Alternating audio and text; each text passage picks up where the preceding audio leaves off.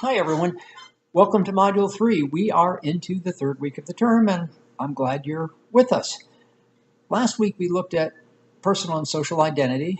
We considered the matters of social roles, and we all occupy a number of different roles. You're all students, I'm a professor, some of you are fathers, mothers, daughters, you have occupational roles.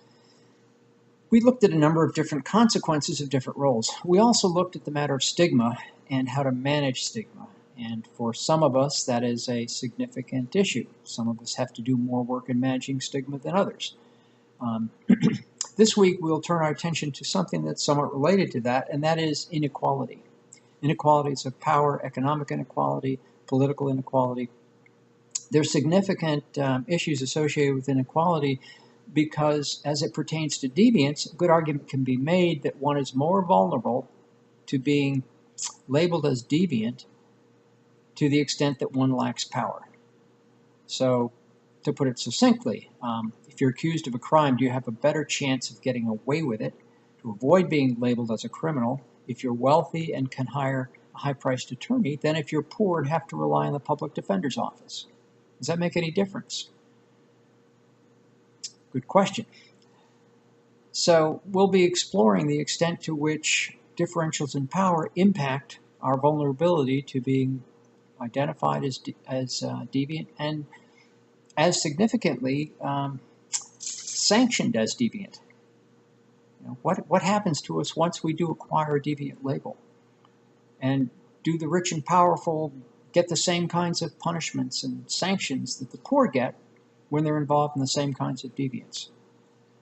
We'll also be looking at organizational deviance and examining the question as to whether one is best able to resist a deviant label if one has the support of an organization.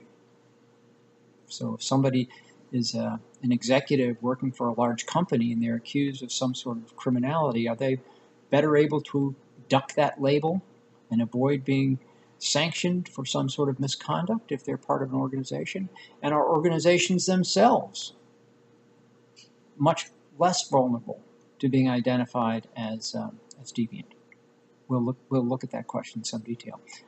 We'll also look at terrorism, something that is of great concern to all of us, and we'll consider the question.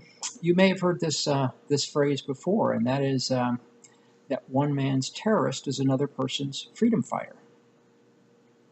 Now, if you believe in something and you believe that what is happening is so unjust that the only way to rectify it is through violence, then you can justify using violence in order to do that.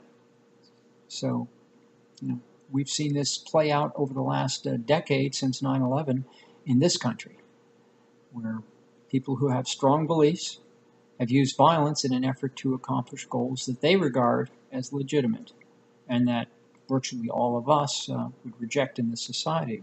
So the question is terrorism regarded as deviant as a matter of something that's relative rather than absolute? Well, that should make for an interesting discussion. And we'll discuss that on our discussion board this week. So I hope you'll enjoy the material. As always, if you have any questions about anything, don't hesitate to send them to me. I check for email every day. And if there's anything I can do to answer questions about our assignments or the course material, don't hesitate to send it to me. So have a good week, and I will be talking to you next week.